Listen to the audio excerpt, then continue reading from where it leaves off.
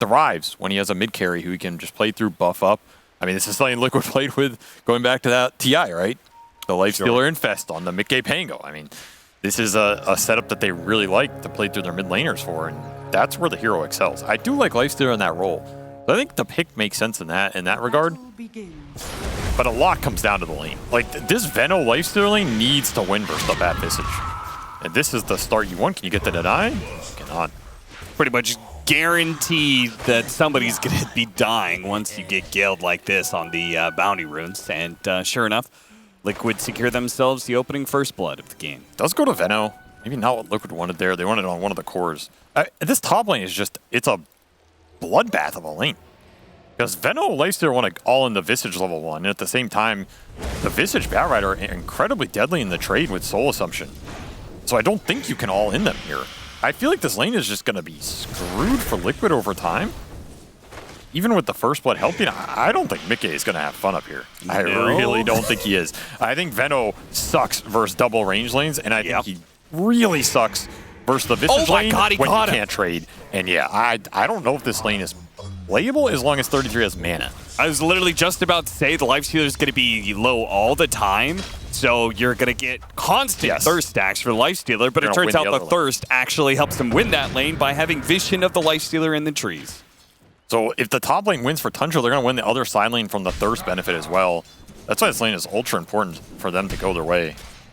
I feel like Tundra's pretty favor here, honestly. I think the Liquid draft is very powerful if we get to the late game, because Queen of Pain, Lifestealer can carry this game. You have Empower on top of it. There's a huge amount of stack potential, as the panel talked about, but I don't see Liquid doing well enough to lanes to stop the aura momentum that's going to come out from this Visage. Like, Pipe is disgusting here for Tundra. The Crimson Pipe is absolutely disgusting here for Tundra. You have a Purge, but I'm worried. I think Liquid are potentially in a lot of trouble this game. Yeah, this is looking like an even more one-sided game than game one. No, you just can't enter top lane for Mickey right now. He is getting absolutely destroyed. There's nothing stopping 33 from just ferrying Mangos out this lane forever, because he knows every Mango is a Soul Assumption. Every Soul Assumption is HP that Mickey cannot regenerate because he cannot hit heroes on this lane.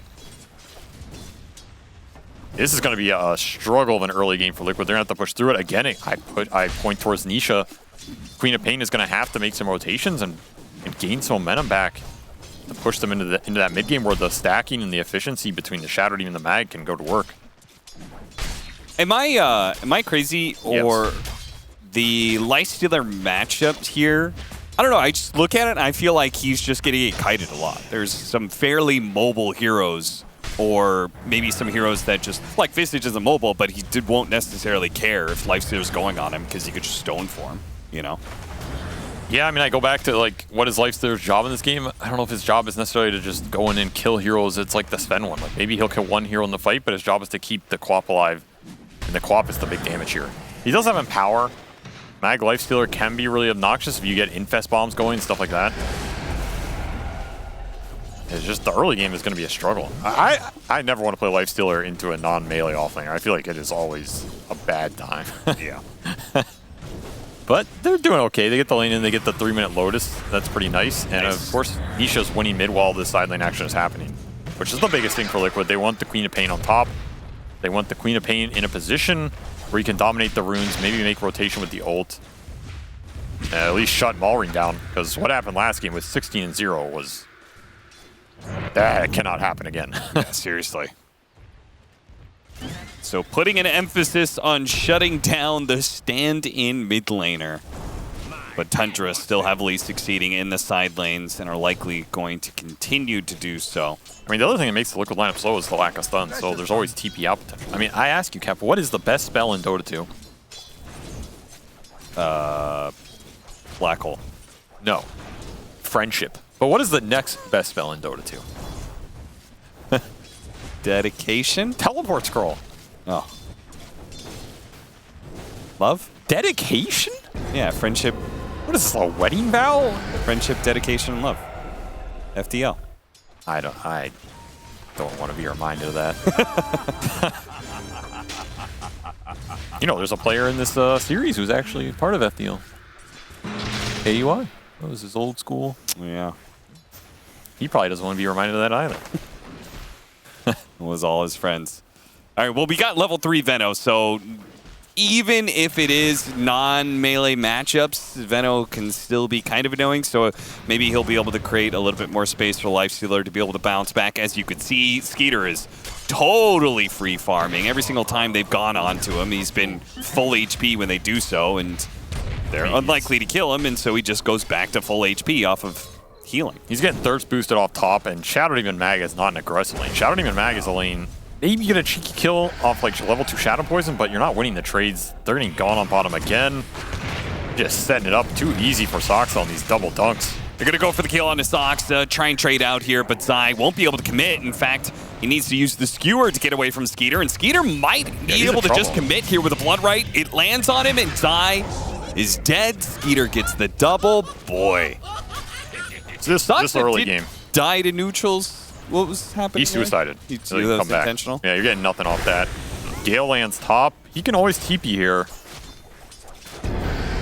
Gonna try and walk it off. I would think I would have just TP'd to tower.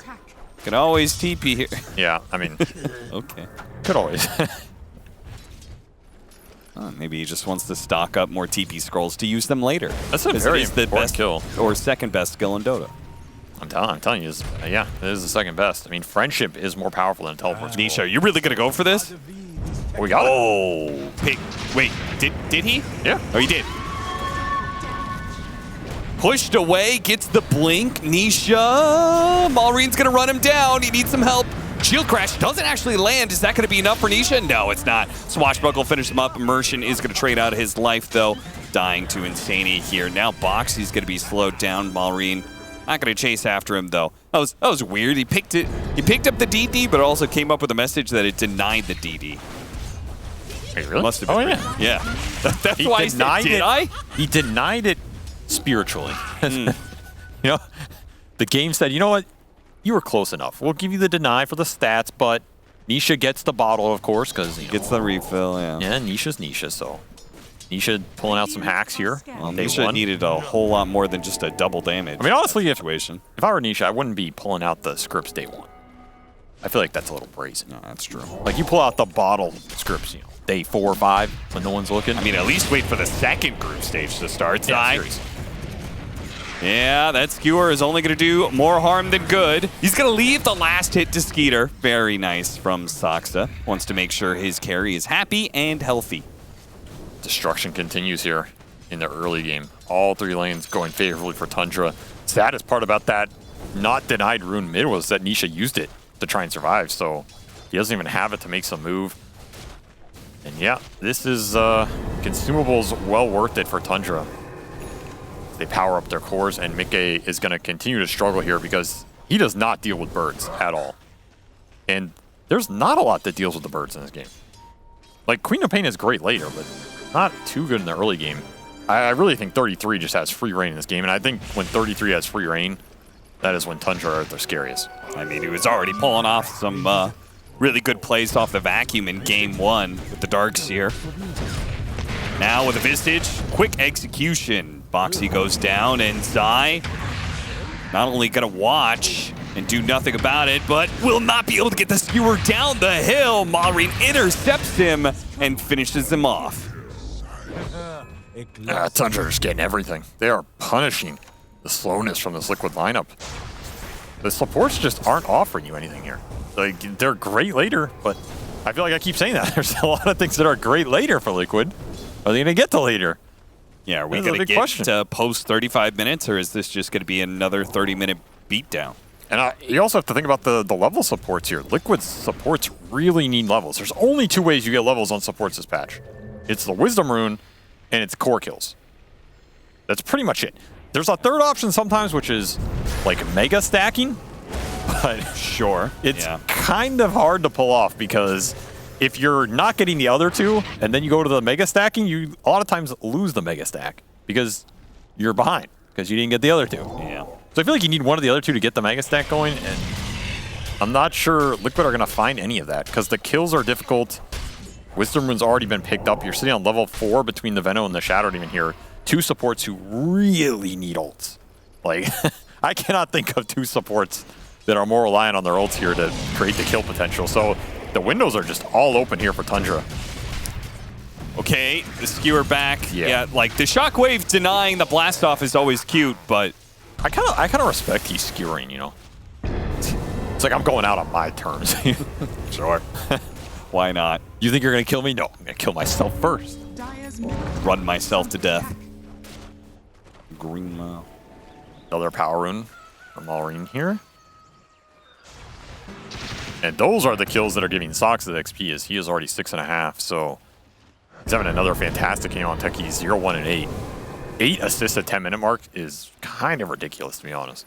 I know we don't talk about assists a lot, but that is a ridiculous amount of experience for his team. It's the power of this hero. Techie's just insanely strong right now. Yeah, I mean, they have very strong lanes, right? The Bat Rider and the Techies. They took them both first phase. That pretty much guarantees both your side lanes are going to go even at worst. That is a very strong thing to have, and it's another defensive wave. Wave goodbye to your ult for another 100 seconds.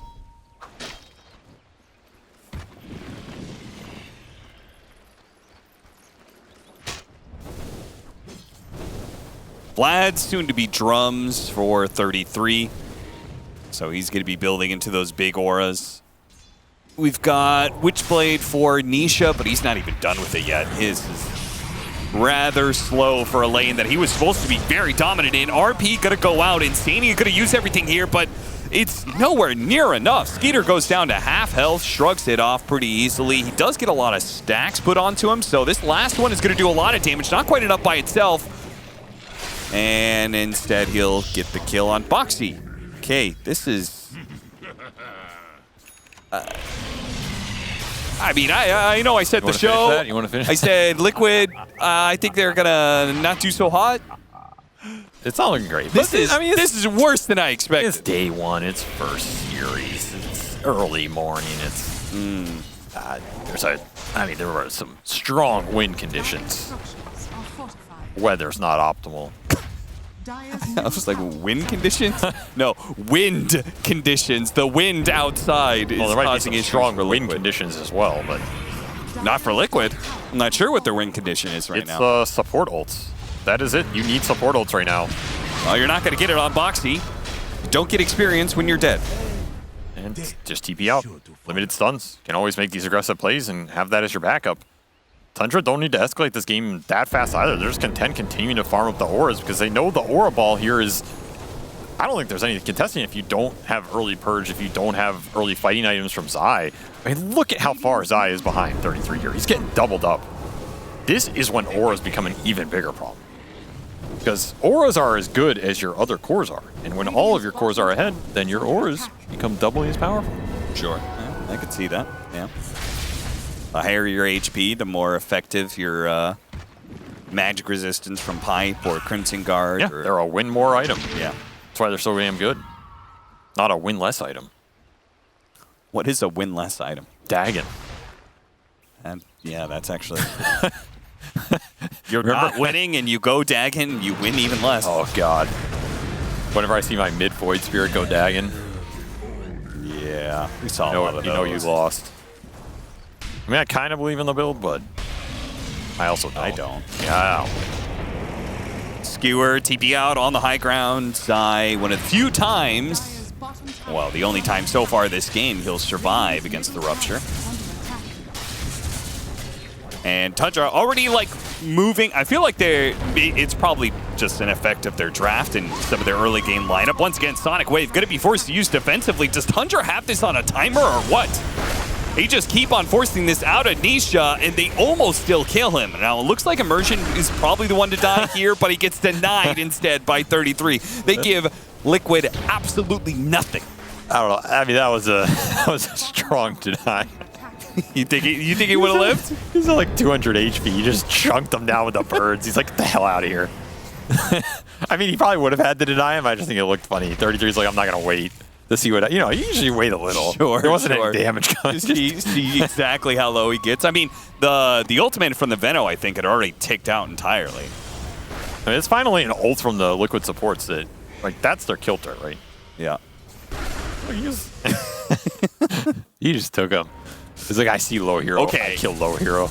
Remember when you said one of the ways back into these games, you're specifically talking about supports, is that like in order to get Mega experience, stack. you get the Mega Stack. Dire You triangle. said when you're losing, The Mega Stack. you usually don't get the Mega Stack because the enemy team is winning and they assert their dominance. They usually take the Mega Stack away from you. Not in this situation. That was a lot of gold. They gave a lot of gold to Liquid there off of the Mega Stack. They're still up 6,000 net worth, so I'm sure Tundra's not too I concerned. think it was a 6 or 7 ancient stack. That was really big, yeah. That is a huge gold injection here. Yeah, that was the one comeback. I'm surprised that Tundra did not scout it at some point, right? Because you're looking at this lineup. You know they're stacking Triangle. It's a mag lineup. It's a Shadow Demon Venom mag line. Like, there is nothing else to be done. And they're coming in here, but it's a minute too late. Nisha trying to help out Boxy here, but Skeeter has already killed Zai, so they're not going to get help from their offlaner. And mid, Balreen is already here, chasing after Nisha. Is he going to go for it? I feel like he is.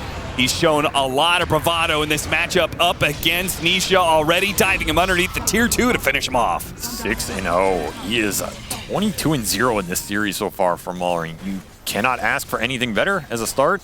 Another deny, by the way, on the Bat Rider. So the double support outs go on Immersion, and the double support ults yield nothing. You're in dire territory now. That is exactly where Tundra is, on dire territory. I knew you'd appreciate that one. You're welcome. Yeah, they are completely occupying the dire side of the map right now. Hey, at least they got the Mega Stack, though. You know? Yeah, they got all that golden experience and then immediately died to Tundra. Man, Zai looks like he's struggling.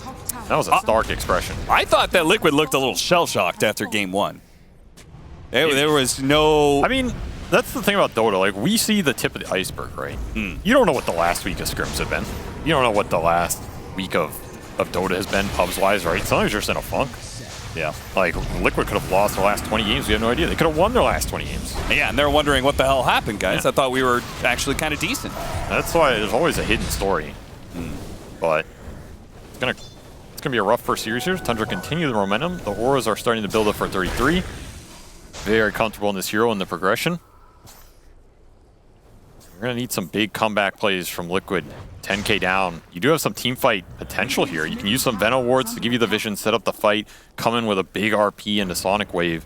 There's some AoE comeback potential. I'm sorry, I just don't believe in that. Okay. I mean, it didn't happen in game 1. I don't think it's going to happen in Do you game believe 2. in magic? I feel like game 1 it was easier to actually get the RP. Thank you. I'm going to have that song stuck in my head for the rest of the day, by the way. Blink Dagger soon for a Bat Rider. Nobody knows the Bat second Rider. line. Yeah, no. Zai is dead again. Cannot TP from the birds. There's no friendship to help him. I mean, Zai at least, you know, like, he had a good time in lane in game 1, you know? Yeah, he was having a much better time around. The team Oh, play. the mine drops immediately after the blast off. That's going to ensure some big kills here. got Nisha a tries to courier. push him away and TP out, but no. Denied by Skeeter. BKB kills him, cuts him down. Will finish off with the third deny on Immersion in this single game. That is some hazing right there. I feel like every fight is Immersion gets denied, there's a defensive Sonic Wave, and then Liquid die. And I feel like I've seen that 4 times. It's the same movie on repeat. He did get a courier with that Sonic Wave, it's worth noting. Did pick up Skeeter's courier. Big kill. Wow. We're back. You gotta take every little victory. Mickey does have Deso armlet here, so single target burst with power. There's a little bit there if you can find an isolated target. Yeah, if you can lock down these heroes long enough to actually kill them. But otherwise, it's going to be Bloodseeker thirsting away, or, you know, swashbuckle on out, or the taser goes out from the techies. I mean, you also already have Boots of Bearing up for 33 as well. A very strong item in this game versus all the slows Liquid are proposing, as well as cutting the Lifestealer. That is just going to be devastating in these fights that you got to be able to stick on. So basically, this game is now, maybe you find some RPs off the Blink, Zai's trying to farm, or that's it. There's not a lot of comeback potential left in this game, as the auras are slowly closing it out. You already have Blink up on Immersion, he just rushes it here. Pretty interesting choice, actually. I don't know if they actually need the Blink in this game, because they're just going to force the issue with the ball. What else would you get, though? Just more auras. He could build a pipe, right? You can get a Glimmer. You can build a Force Staff. It's like this type of thing. Like, do you want to be blinking in? You don't think you need to.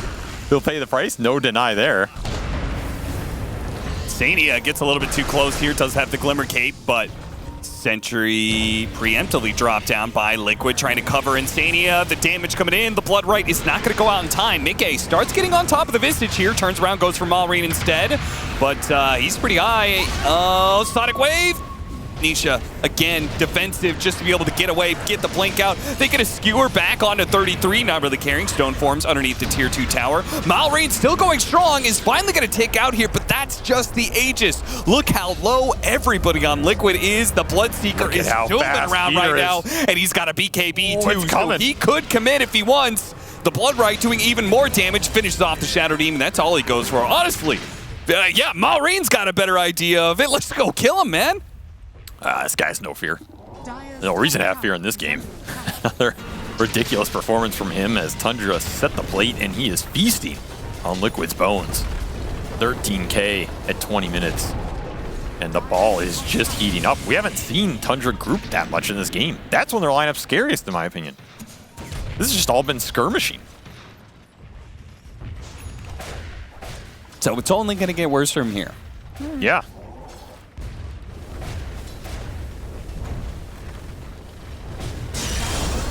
Well, it did get worse. Oh, it got a little bit better. Mickey somehow gets off the rage before the blast off continues that stun. If that were a patch go, you'd be done. That is true. And Boxy's going to pick up a Wisdom Rune. Something to be thankful for.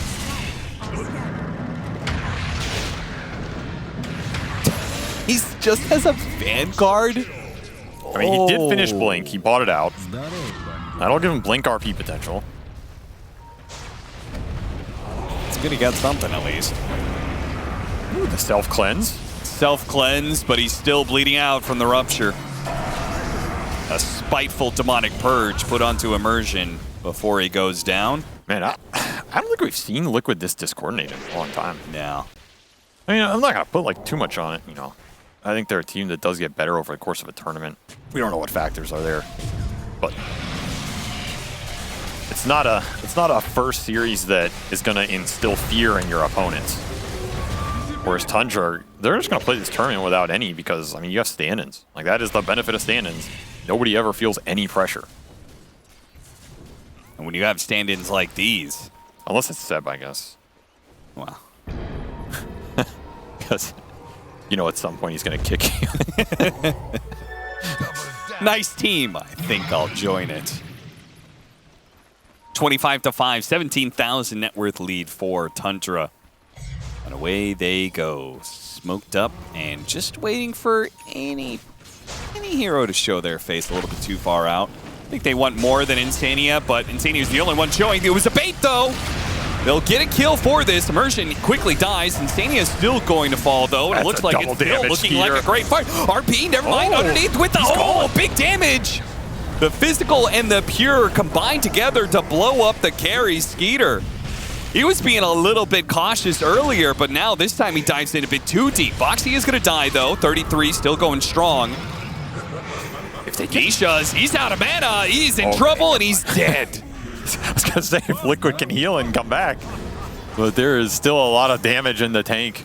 Off these swashbuckles, the birds just getting run down. 33 is a rock. Quite literally, they just can't touch him. Still a huge kill on the Bloodseeker. That was a double damage for Skeeter. He got melted. That is that RP Sonic Wave combination that it's still going to be a threat here. Was that enough? Probably not.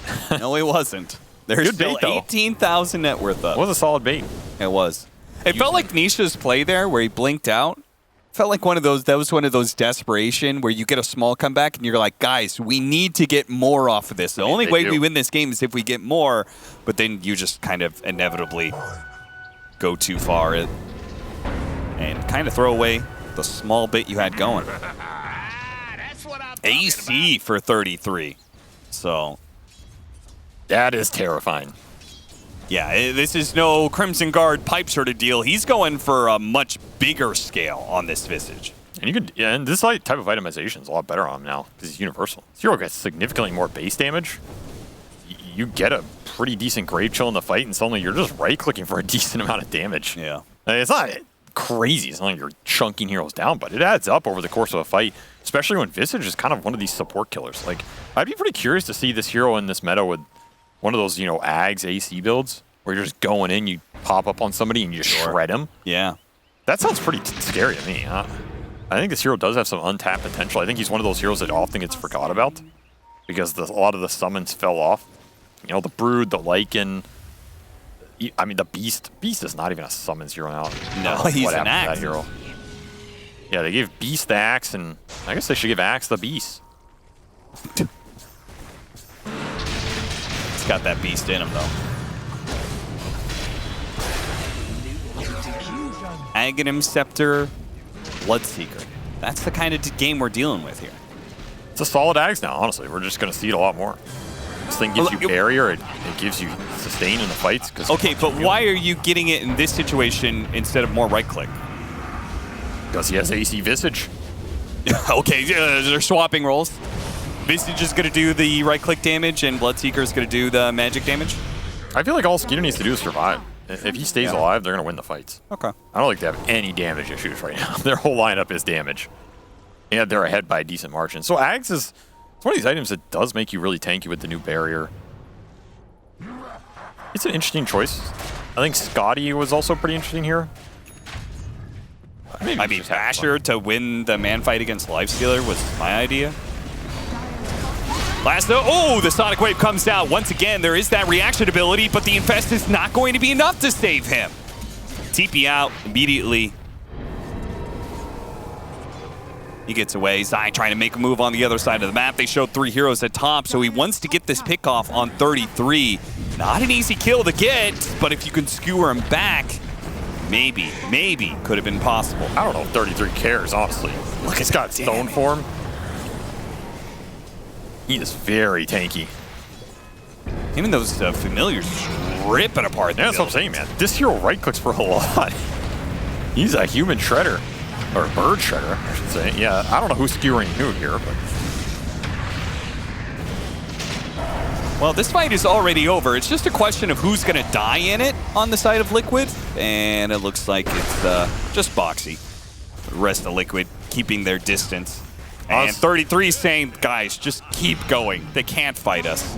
Nah, this game's over. I feel like it goes down to the side lanes. Like, you have a winning mid lane for Liquid, but Pango can usually skirt out of those. I just don't think Quap can create enough tempo to get out of these side lanes. And I think the side lanes are damn near impossible here.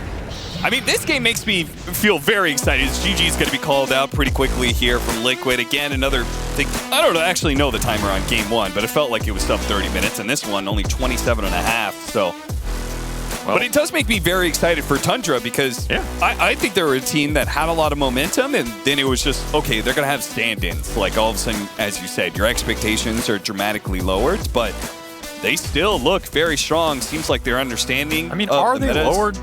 Great. Like, what was the last European team that had stand-ins that did worse?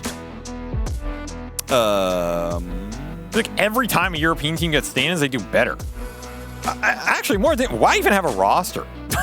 Just have like one dude on the team, and then every tournament just bring in whoever's 4 dudes are available. They play like absolute gods because they're motivated as hell. So you think we maybe like the future is having like an organization maybe pick up like 15 players and just swap them around in a 5-man roster? You don't even have to pick them out. You just loan them out. Just put the whole roster